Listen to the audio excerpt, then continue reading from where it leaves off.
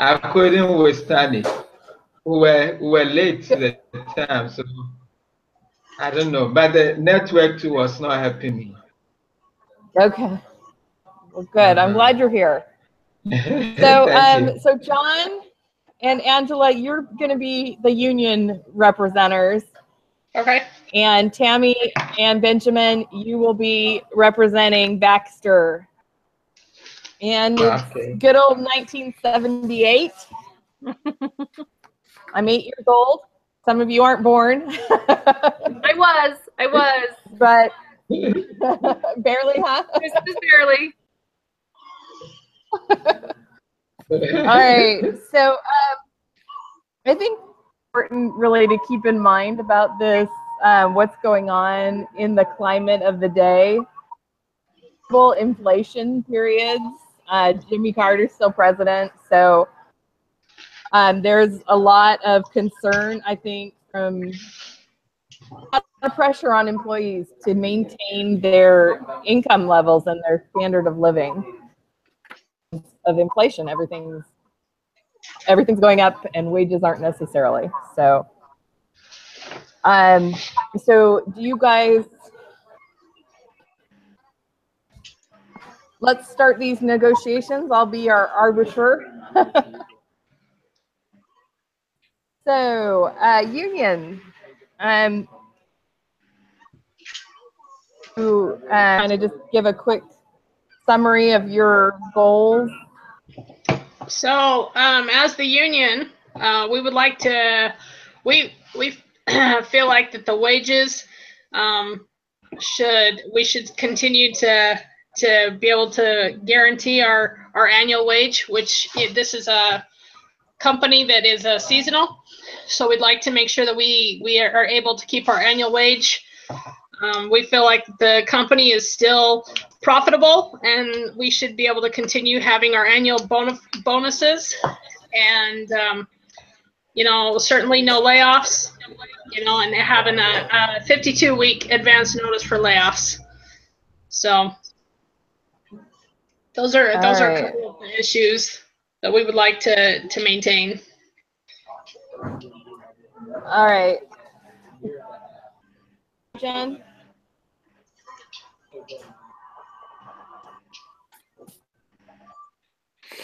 All right. So let's talk. Do you have any opening to present as your goals here? From Baxter? Yeah. Go, Benjamin. Yeah, just a summary of where you're at and what you'd like to see happen here. From what I understand, we're willing to give the notice ahead of time, I believe, but we feel like the wages are substantial enough that we're paying the same, if not more, than the wages that are normally given for this kind of work. So we know that the company is doing well and that inflation is on the rise, but we have to, you know, size that or give wages according to, you know, what fits the market. Not really, you know, we are trying to work with the unions and make sure everybody has a good living. But we've essentially we feel that the wages are substantial enough. That's what I understood from the case. And Dad, Tammy? Yeah, I think that one of the other things that the company was looking for was flexibility with hiring and layoffs. The 52-week layoff period was kind of excessive, and hiring new hires with their rotation, the way that they rotated, was something that they wanted to have some control over. Mm-hmm. And we have a history of working with the unions and making things work. We do provide guaranteed annual wage, so we're not likely to just lay people off, for seasonal kind of work. Just hire them and get rid of them. And we already give a lot of programs. Okay, let's talk about this new plant that you guys want to build and how that's going to affect in Union. So the Union would not want the new plant taken out of the city that it's in currently, because that is like I believe it said, like 1 out of every 3 or 4 paychecks in the city is from this company, and so moving the company is a big impact on the city, and the workers don't want to move. Does management have problem with maintaining or building this plant in our city limits? I don't think that there was any issue with building the plant in the city limits. I thought the plant was already built. Am I wrong? Well, they're going to do a new plant. Yeah. They're upgrading. We are going to build a plant that we're building. Yeah, it's a new plant. And then, sorry. Go ahead, John. Continue. So do you have? So Yes, do you I was guys have just any trying to problem with? explain the new plan that is going to be built. The way the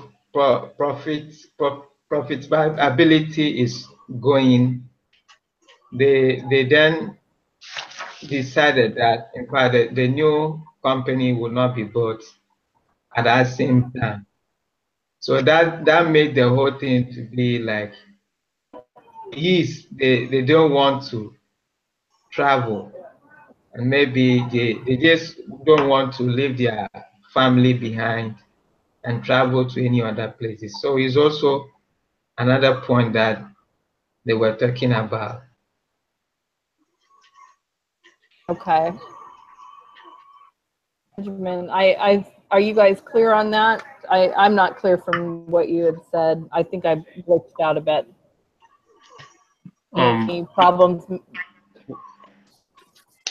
What's the question? I'm sorry.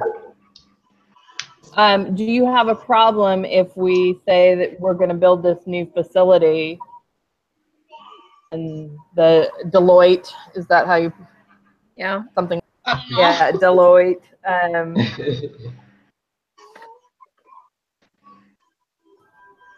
Yeah, we do plan to build that factory. We do recognize that there's some concern that there recently was a factory that was that built and it didn't succeed like planned, and there were a good amount of layoffs, and we had to let a lot of people go. We do have plans to try to make sure nothing like that happens again. Let's see. I don't know how we would negotiate the location. Well, I think it's interesting because it says in the papers that there's a 40% of the there's like a, what is it called? Like an agreement or something. Like 40% of this company, like their I can't even say the word. Philanthropy. They have a foundation, yeah. Philanthropist foundation. Yeah, and it actually is it says it has to stay with Delo, whatever that name is, Deloitte, whatever. So I think right there it tells you need to stay within the city. All right. So it sounds like sorry, we can move I'm on from there. confused. I have a question. I don't see anything in the reading where there's a new plant. So in the 190 information, there is, and it says location of the new plant. There is a new plant. There is a new plant. That is more reason why the employees are not comfortable of moving the plant to any other city because they think that that the old plant and where the old plant is being located is where they have set, and that is the city. But I believe that the management also have a problem with that. It's that is more reason why. Page 4, location of the new plant on your. I said I believe, I think the management with that. Yeah, Angela, they're looking off a different. They're looking at the Baxter one. Yeah, I'm so confused. It's on page 4 of the Baxter one. Yeah, Tammy, are you looking at the Baxter Management Confidential? It on the top. It has a code of. No, that is not. 396. What are you looking at? What am I reading? You have to go to. Put it up there again. I gotta see that. What is it? This is what I'm reading. What? Baxter Management. Oh, no, oh I thought we were doing 78. Okay. Are we? Yeah, we're starting in 78. No, this is not the one. Yeah.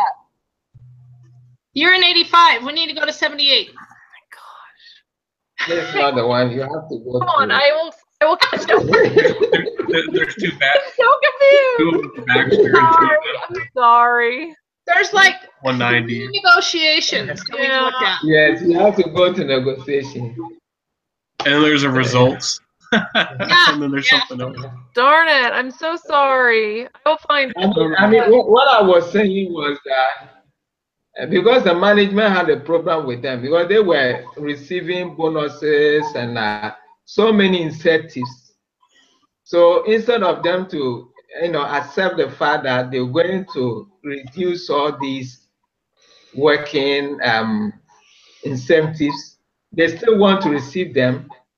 But the number 1,700 is also a huge one, and the production has also come down because maybe the consumer prices are not as they wanted. So that's why maybe the management have started laying off some of them. So some of the workers are now going home. I think that is one of the problems that the management has. Okay. And on where? Who is it, John? Sorry. In terms of, we're going to keep the plant where it is. Let's move on to wages then. Okay. We want to keep the escalator clause and incentive pay. Okay. So where's the union or the management at in terms of wages in 1978? The workers are currently paid $10.69, and we're willing to pay incentives. We have a concern with the exiting bonus that when we do our math, it sometimes leads our employees to have twice their guaranteed annual salary. So we feel like those incentives are maybe too generous, and they're leading us not to be profitable enough. What about just changing the target? So the incentive pay comes based on reaching our target. Mm-hmm. But what if the target was raised so that the production was higher, but we still have the option of the incentive raises or incentive bonuses, incentive pay, whatever it is. Yeah, I think that's something that we would look at to see if those two would balance out, because right now I think with the union negotiations it's like we're limited to like 80% of the production we could have or that we want. So if you were to raise the production and therefore the target rate for the employees, but keep the incentive pay for the union, that would increase profitability and keep the workers happy.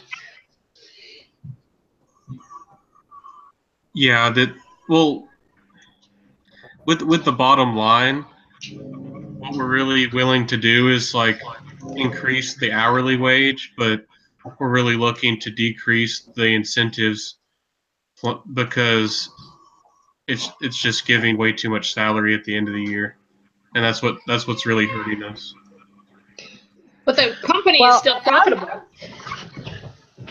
Sorry, go ahead. I was going to say, as the arbiter, I'm not sure if I'm supposed to do this, but looking at this spreadsheet here, we start off in 1969 at a percentage of pay of 17%.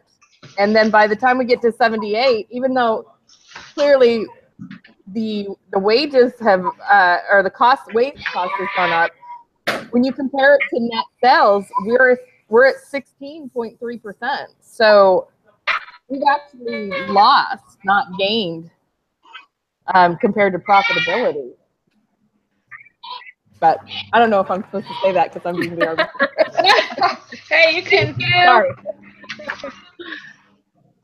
Me and Google, or me and Excel are friends.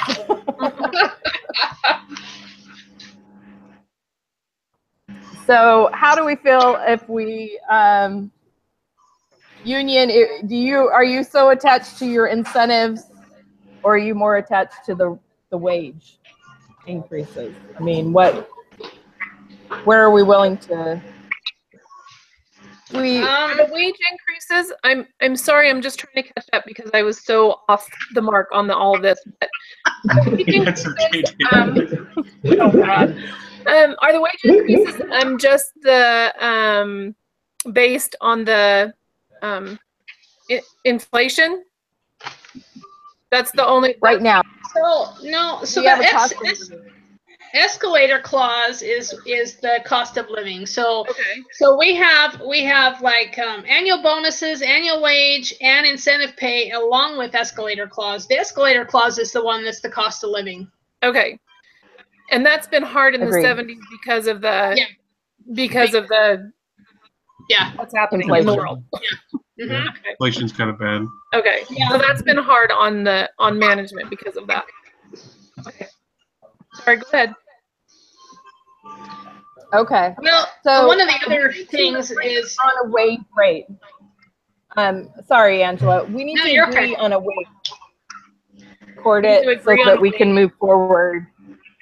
Yeah, we're at 1069 with escalator clause. I think we need to maintain our hourly wage. I really do. If we were willing to increase wages of the incentive or the escalator clause, would that work?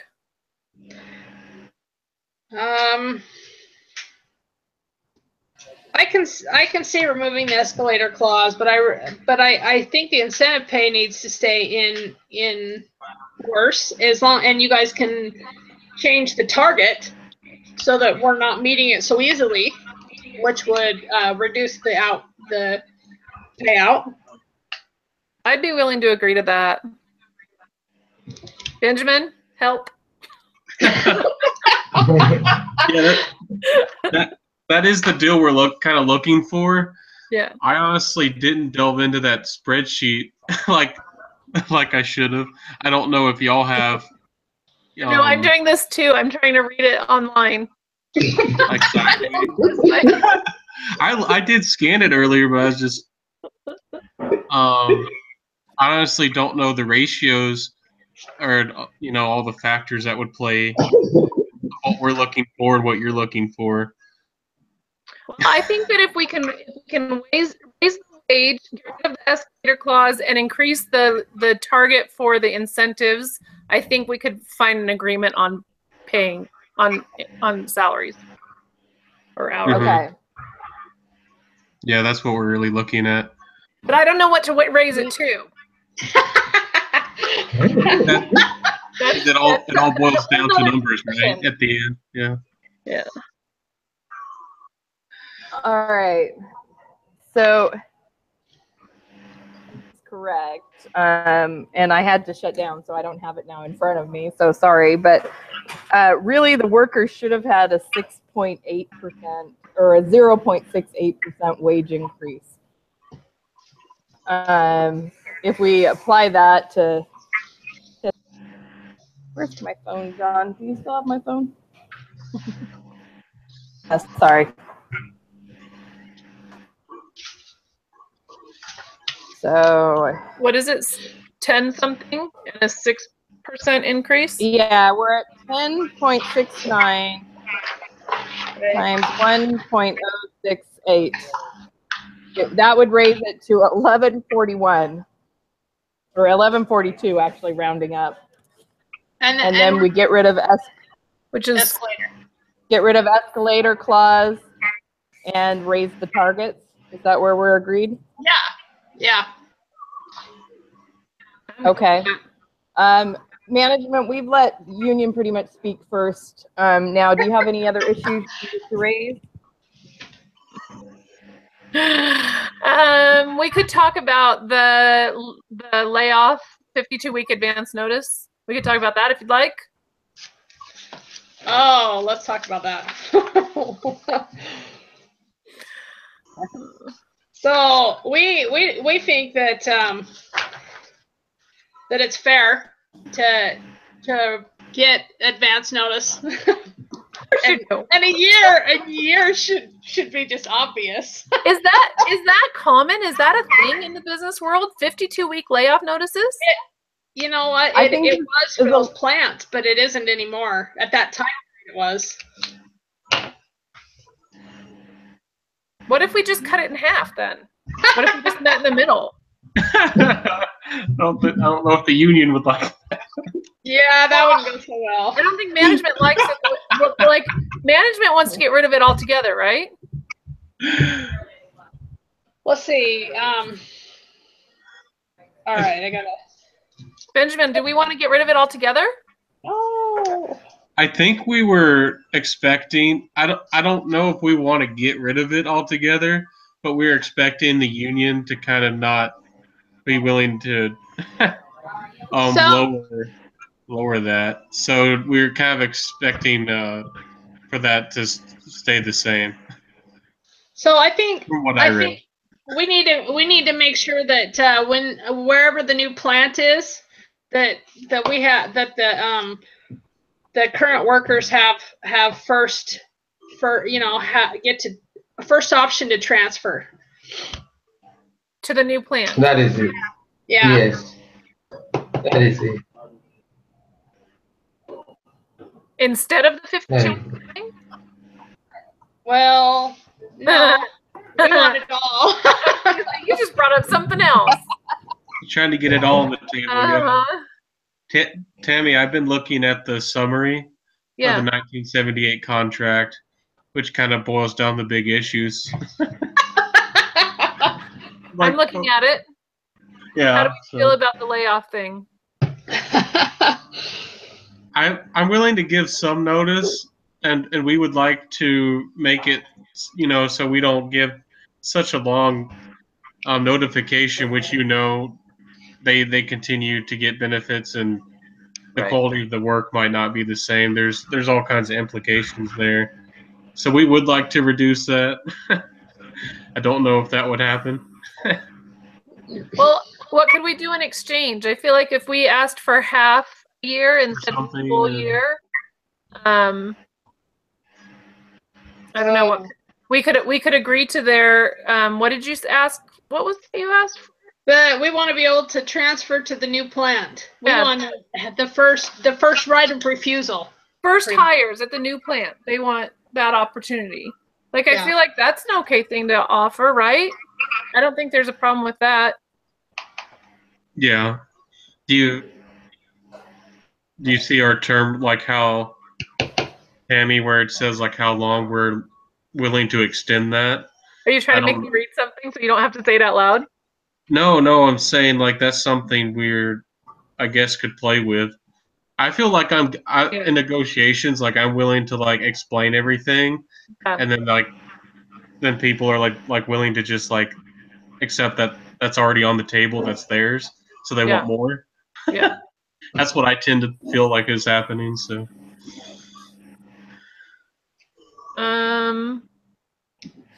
All right. So, Union, did you agree to changing that to a 36-week?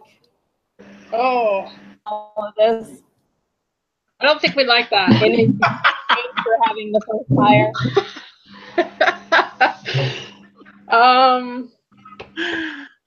But if we did it in exchange for first hire at the new plant, that and keep the plant in Dilla, whatever it is. what? You gotta keep it there. It's Keep a big in Deloitte? Yeah, whatever you say that. Hey, I have to figure out why we don't want that.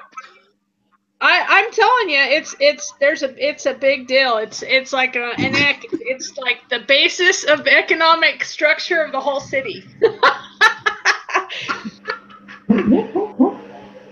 You got to build the plant in wherever that is, Dilla, whatever. Deloitte.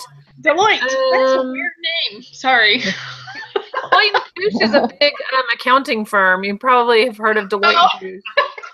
No. All right. So the only thing I can see with the problem with having it in Deloitte, corporate headquarters have to stay there. Yep. Production facilities could be anywhere. Yeah.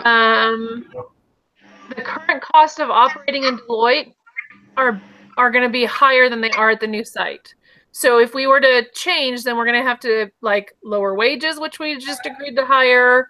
Well, but just if we're willing to negotiate the 52-week layoff notice.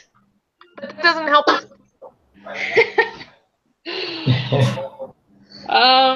Do you have anything in there that you need, Union or management? Say that again. I'm sorry. I think you're missing a point, and maybe I'll just bring it up. We need to talk about autonomy. Right now, the workers have a lot of autonomy, and management wants. And we want to keep it. It's inefficient. We like to do our own thing. Whatever. So it says the old plant operates at only 80% of the industry average production level because of the agreement that we already have. So I think that's why this contract's coming up for this. The 80% has at least probably something to do with the fact that our equipment is old and outdated. Right. So let us build you a new plant out of the city. Oh, we'll give you new hire privileges, and then everybody will be happy. We want to keep its autonomy, and you guys want to take it away. That's nice. So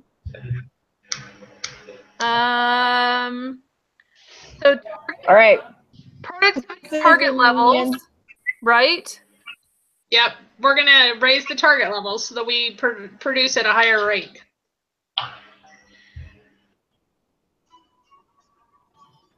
But we want to keep our money for doing it.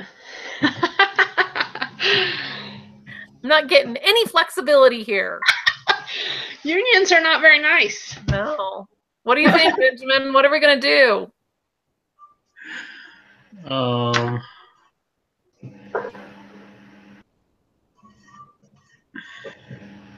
I mean. All right, we got to move on to 1983. I don't want to keep us here all night. Okay. Yeah. Okay. It's okay that we didn't make a decision. I don't think the location is something we're willing to negotiate with. But at least from the case, it doesn't look like it is. No, because we end up doing it. We end up building it somewhere else, right? Yeah. When we move on to 1985. Yeah, it's funny that we know the results, so that's kind of. I know, that's why I'm like, let's not spend any more time on something that's already happened. Yeah. I know the results. Good call. Okay. So, okay, so let's go ahead and move on to years have gone by. We're now no longer having inflation. Yay! What we ended up deciding, or what they ended up deciding in 1978, is we lost the incentive program. The plant stayed in Deloitte. So, but the incentives altogether. Cost of living increases are still in place. We have the escalator clause though, and they're put into deferred earnings into an escrow account. Wages still stay the same at 1069. Management takes full control over work rules and reduces the autonomy. We still have the 52-week layoff in effect. We didn't get anything right. We did it all, all wrong. We did it so much better. It's no longer like a permanent contract the way they had been doing it. It's a 7-year contract and then renegotiated every 7 years. Which actually is sooner, it seems like. Like they did it sooner. Because they're not happy, right? Yeah, we outsourced a bunch of our works. They're non-union too. Management agrees to give laid-off workers guaranteed rights for first refusal and up to 10 years after they're laid off. Woo, and then there's a no-strike agreement in place. Yeah, 3 years. For 3 years after the plant is fully functional. So I'm a little unclear of when the new plant is fully functional, though. So I don't know when that starts or ends. There's this new clause called the Me Too clause. So this basically says the idea that if 5 other industry leaders change their wages or benefits, the union identifies the 3 companies whose provision it prefers, and Baxter agrees to pay the average wage or benefit of the 3 companies. But that's only supposed to be if it goes up. Well, that's what we're here to decide. I want All right, on my team. Stop. All right, so this meeting was called 2 years early by the management. So you guys choose with the current status quo. So let's go ahead and figure that out. Do you have a proposal for us? Management is the one who called the meeting. Are we looking at 1983 now? Yeah. We are now in 1983. Good old 1983. I remember that year.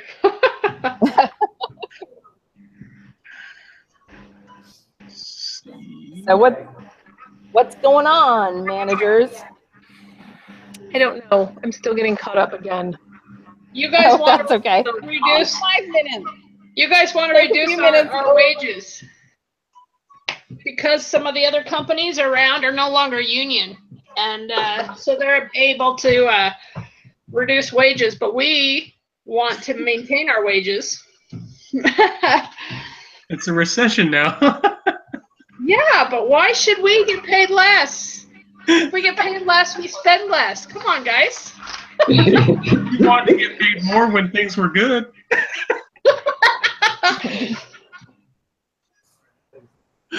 We think you guys are misinterpreting the Me Too clause. It's only supposed to go up, not go down. It's not supposed to work on your end, only on ours. Come on. Oh, okay.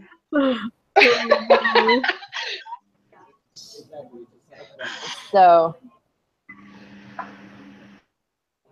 tell us when you're ready, managers, to make your point. Because Angela is ready to go.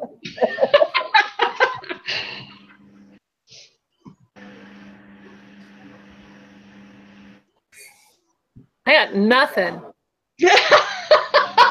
I'm going to win this one, man. Come on. For what you want. I just don't know what we can barter with. Yeah, I feel like we did everything they wanted the last time. They're never happy. They're never satisfied. Welcome to the union. Welcome to life.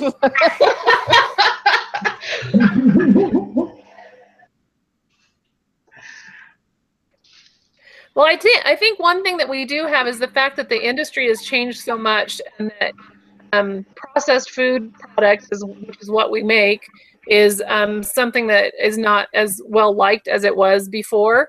And so we have, as management, we have an issue where we need to just stay in business. And, you know, we can't give in to a whole lot of demands from the union because we are just trying to stay open. So I think the things that are threatening our company, that the union needs to take those into account so that they understand that this is a team, a joint project to just stay open so that we can all have jobs. And other companies are not union anymore because of these tough times, and Because of Angela. Because of the demands that are you know, they're too costly for us. So we realize that it'll hurt us if we do split from the union. So that's why we're willing to negotiate with you. But it's like we have to make cuts somewhere. Yeah, our sales, our market share, our profits and everything have been okay, but like, yeah, but management took like a 40%. We can't continue to pay our employees more if we're not going to stay open. So yeah, but you look at the sales and the earnings and all the percent of sales, you've actually increased over the course since 73 to 83. I mean, you had a couple booster years, but really the sales, percent of sales and net earnings are good. They won't stay good if we have to keep increasing pay though. But maybe there's a difference between gross profit that we're also the highest paying of all the competitors. Yeah, like we pay the most. So, and we want to keep it that way. That's really nice. you want more. You don't even want to. Well, you have loyal workers because of your willingness to pay, and so loyalty's got to be worth something. Loyalty can be bought. You got workers coming back year after year. I think I think as money to minimize our pay as at this time, because the consumers are not increasingly buying the products, and you see the number of employees too that we have is also somehow outrageous. So we just have to handle it properly.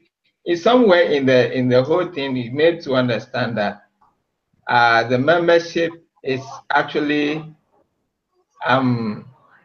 trusting the management will, so long as the company is making profitability, we still have to keep the lawyer hand work, and we actually, the employees are working, and we love them, and just as the trend is actually changing, we also have to change. They just understand that this negotiation should have done somewhere 10 years ago, but as in every year that we need to change the negotiation, we were not doing it as it is. So for now that there has been some sort of inflation and the whole thing is coming down, they have to understand the program, and let's all help each other. Other than that, by 10 years time, the company will collapse. I don't think they will also feel better if the company collapses. Me and you will not have anything to do again. And so long as they don't want the company even to move from their town, from the city, it means that if this one collapses, where are they going to get another company? Or those ones too, they are not paying. Is the highest paying company around. So they need to understand. Mm-hmm. So are you suggesting that the union should accept lower wages then, John? Yes. Because yes, it's hard to find a new company? It will I be just better don't for see them. that working for us because the company is making record profits. Hmm.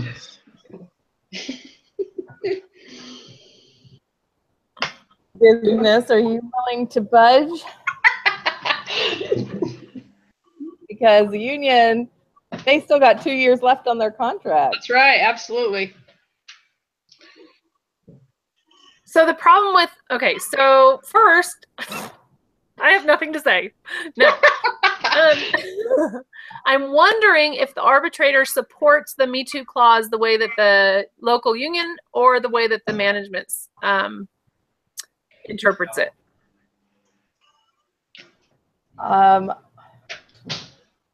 As the arbiter, I think that the contract that's in place does not specify whether or not the wages will go up or down. Hey! Unfortunately, and I think that and I feel like it's not unreasonable the way the management is using it. Right. So my feeling is that if the union wants the business, the company to continue to have those good increases so that we can pay good wages, they need to be able to understand that the other firms that are all paying lower than us are going to result in lower market prices for the goods that we're producing, which is going to make us staying in business even harder. So if we don't lower our wages, then we're going to have no business. Does that make sense? It's really hard though for people to take a cut in pay.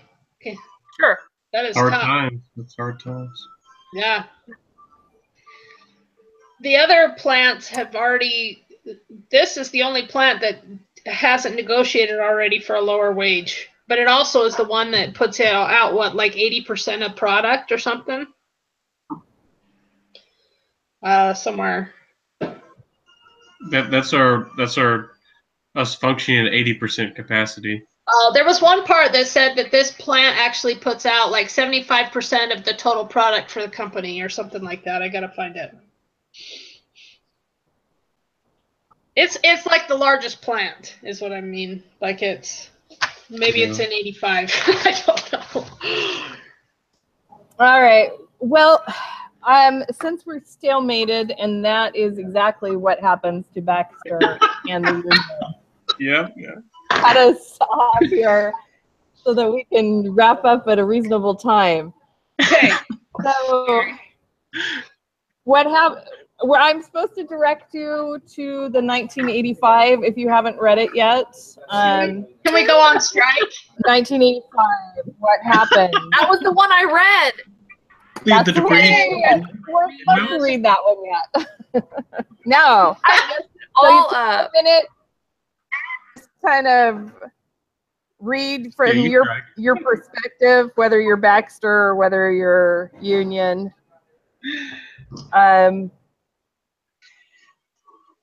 Get caught up to speed for 1985, and then we'll meet back here in a couple minutes.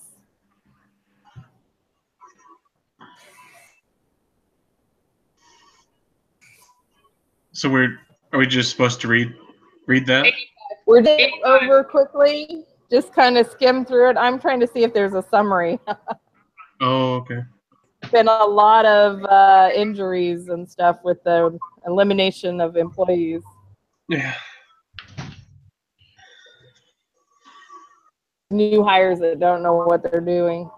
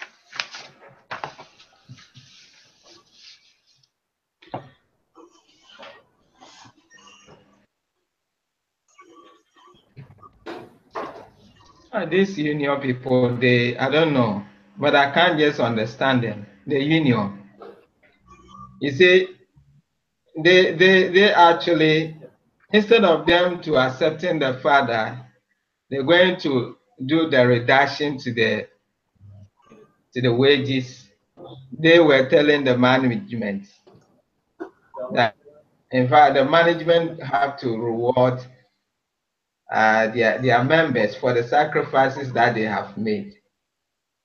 I mean, the management too, we are also doing the sacrifices. Look at the new facility that we're going to put up. All these things are going to help them. The whole thing is going to be new. And I don't know, the management and the union, the employees, I don't know who is making more sacrifices than other. I mean, the management, we are doing very well, because all along, since the company started, the profit we've been sharing. And the way Amanda, we even share the profit. Sometimes the management, we don't even have plenty of them. So I think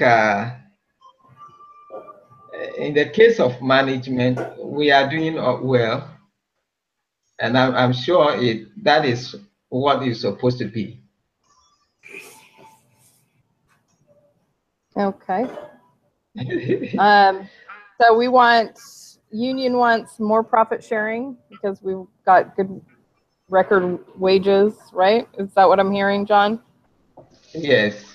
So let's talk wages. Sharing, the we need to profit figure out is very good. Okay. So we need to what do you think, business management? We've got a current wage. It's been frozen at 1069 plus only cost of living adjustments. So nobody's really gotten a wage, even though they're, now 10 years down the road, more experienced. Are you willing to give us some kind of a wage increase? Tammy? I guess it's just you, Benjamin. Are we looking at the debrief and the end notes? Oh, I thought we were looking at 85 negotiation. That's what I was saying. We're negotiating a new contract right now. So unions demanding a wage increase. Yes. And you can see that point, that 10.69 is the best among all the companies that we have at the moment. But it's also been a long time. Like, if management are trying to keep those rates, I think it's okay. But the union is now trying to tell the management to reward the management, the unions, their people, members, for the sacrifices that they have made. I mean, the management too, we are making sacrifices all the time. And that's more reason why I think we have started, reducing the members, because it's very huge membership. Okay. I think John's made his point.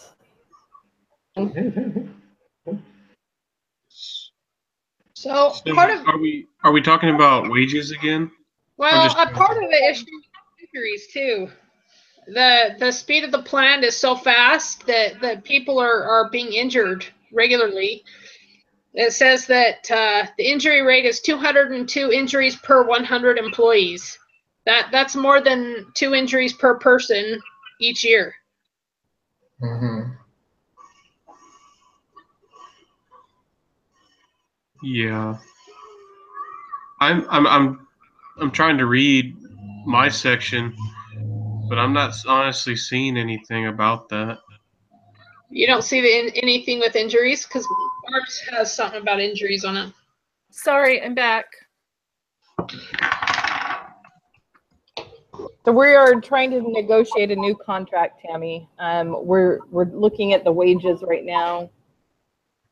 And has argued there has not been raises since 1978, now 1985.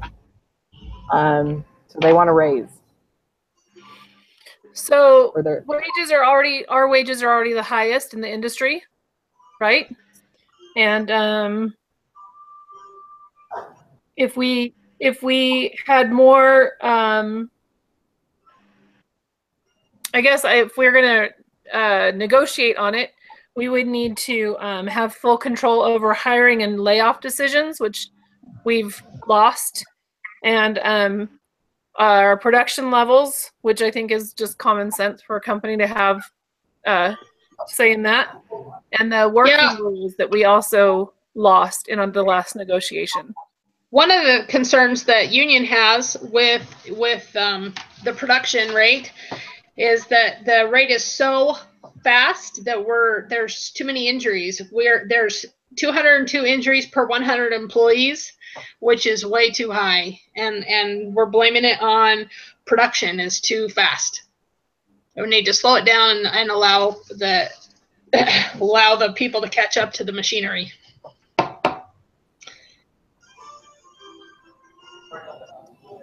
All right, so production speed is on the table.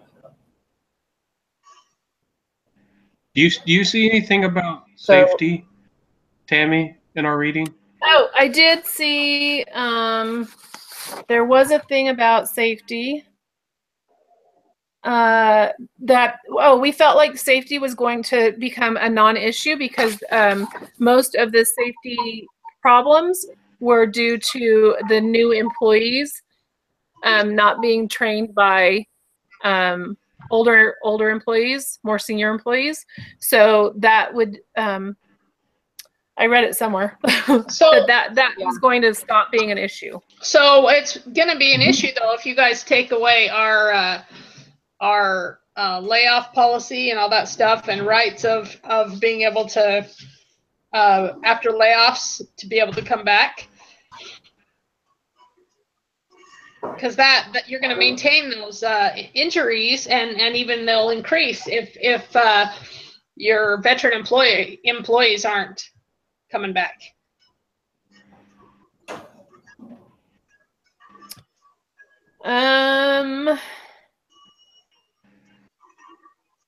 I think it's just a matter of becoming familiar with the new way that production is done, though, that the injuries will fall off. And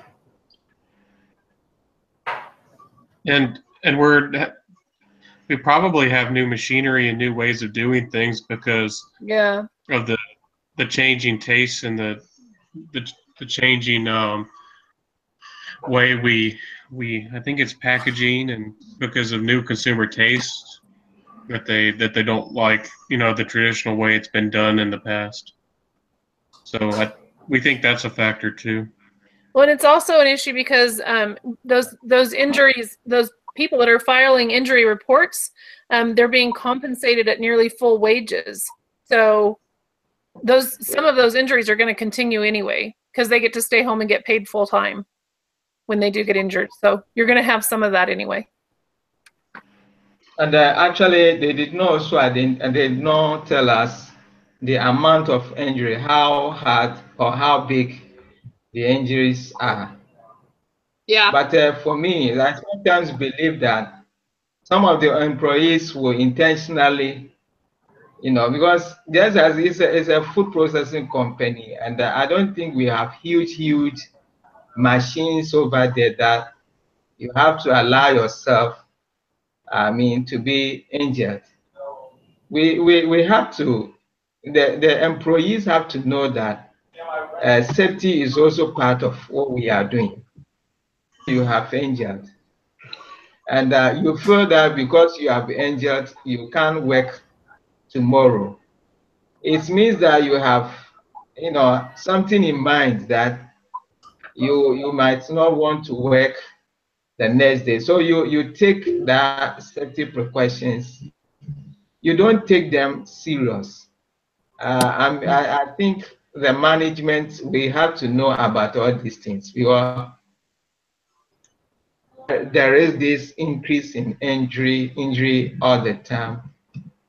It means we need to do something about One it. of the things we feel like that even though the industry is changing, that Baxter is still being a profitable company, and that they need to be a shining example in hard times. Because we have good productivity and a good relationship with your employees, you just need to keep paying us what we, and giving us raises and maintaining that relationship. Mm-hmm. So let's recap here. So it sounds like union is very strong on the injury rates, and business seems like concerns is this hiring and firing and the 52-week. Is willing to make any concessions to one another on these two key issues. Nope. No. And on top of that, I guess to make this debate even, I guess, worse between us and the union, we really are fighting to decrease wages. But why should you decrease wages when you're still maintaining profitability? Because it's not just for today, it's for the future. If we continue the way that we are, then we're not going to have a company.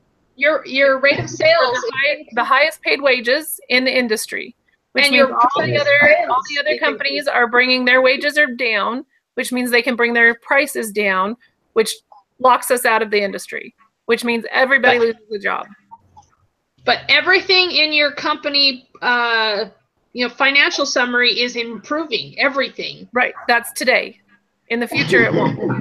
But we've been talking about this for 10 years, and you keep saying that, but we keep doing better and better. We keep paying We've been lucky. more than industry standard. A point of reference, we're down in 1985 to 15% of net sales. 15.5% is going into wage costs. So I do think Baxter's being a little bit of they know it's a hard time out there. They know these employees don't have many other options. So, but unions have predominantly up until this time, they have been successful, and they don't want to let go of their power. So we got to just hang on. So union, are you saying you're going to strike? Yep, striking.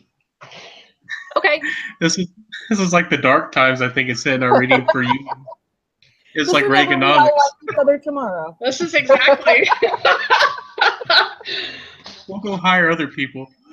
Hey, don't hire other people. We still need our jobs.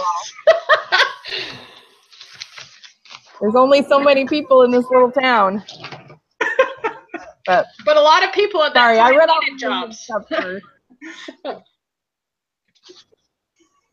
All right. Well, I think it doesn't exactly tell me what happens here, but I think from reading the material, it's pretty clear that Baxter and Union are not in lockstep anymore, which is kind of sad. They went from having this great relationship for years and years, and then all of a sudden they could not compromise and couldn't come to an agreement. I kind of want to go Google it and find out what really happened to this company. Actually, the debrief and end notes tells us exactly what company it is and what happens. Oh, okay. Read that for us, because I didn't see it. Yeah, it says these negotiation exercises are based on management labor relations at Hormel Foods Corporation main plant in Austin, Minnesota. The local union was Local P9 of the United Food and Commercial Workers Union. The simulations are intended to portray events that occurred at Hormel rather than to reflect precise details of Hormel's history. Basically tells you that negotiation of 1985, labor was renegotiating a cut in wages that had gone into effect earlier that year. By July 18th, 1985, after continued negotiations, management made their final offer of $10 an hour, while labor's demands were $11.25 an hour. In August 1985, upon expiration of the contract, the local union began a strike that would last for almost a year. The acrimonious and lengthy strike Local P9 waged against Hormel was come to symbolize the union management strife of the times. It has been said that the 1980s were the bleakest decade in the entire history of the U.S. labor movement. Anyway, come to find out, these people lost their jobs, and they became, I mean, it just got ugly. It was just ugly. So there was a big old strike. They and pretty much Hormel, split their company, and they, the part that, you know, slaughtered the pigs was no longer union. And it was just a mess. I'll just be honest. So anyway, we're supposed to read it and take a quiz on it. Results? So, On the results? What happened? Yeah, there's a link if you look in your context. There's a reading debrief that we're supposed to read on our own afterwards. Okay. So I think Angela just summarized it all for us very clearly. I just think it's so sad that they allowed, you know, because what happened is everybody lost their jobs, and you know, anyway, and yet, and then in the company's position, I found, I'm not a big union supporter generally, but I mean, their profits went up and up and up and up every year. The only thing I could see that wasn't, their dividends dropped, and that was more in terms of the recession. Yeah. So it wasn't really aligned with production. It was just stock prices went down, and I think shareholders panicked and upper management panicked and really kind of messed up everything. And then the union being unwilling to budge, they argued themselves out of a job. So. And it destroyed that town, essentially. That's what it says. I mean, these people still remember it. It was that bad. Everybody like moved away. Yeah.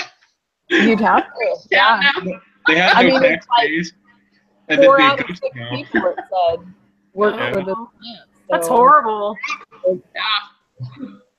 It would have taken everybody. So. Yep. All right. Well, so let's talk real briefly about doohickeys. We have until Tuesday morning to finish the project.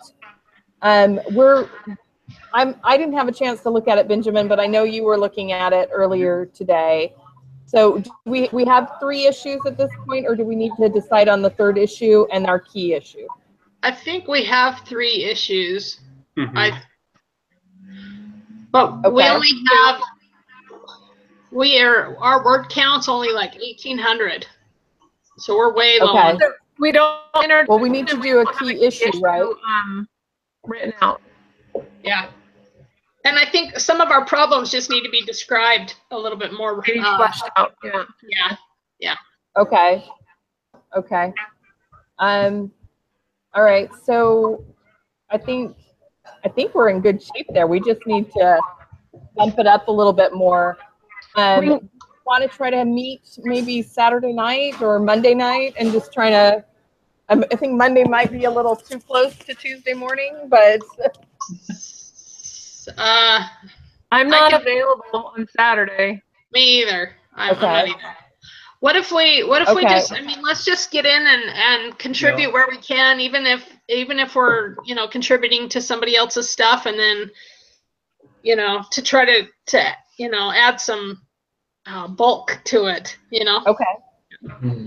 John said that he would work on the introduction, and I will work on the key issue. Okay. I just figured I'd just pick one of them and kind of start working on it, and then you guys can add or whatever you need to do. Does that sound good? Okay. Now, who's gonna edit? Who's the final editor? I think John put me down or Benjamin put me down as the final editor. Okay. Are you okay? I'm fine with that. Yeah. Okay. Okay. All right. Well, I'll try to get it bulked up nicely so that Tammy has limited things she has to do. Yeah, and sometime on Monday I'll send out an email so that you guys can check it before I submit it. But I will Final probably edit. submit it Monday night. Okay. So Okay. okay. All right. All right. All right. Well, good job, Thank you. everybody. You did a great job, Shelley. Thank Yeah, this was good. It was interesting anyway. Yeah. Right. All right.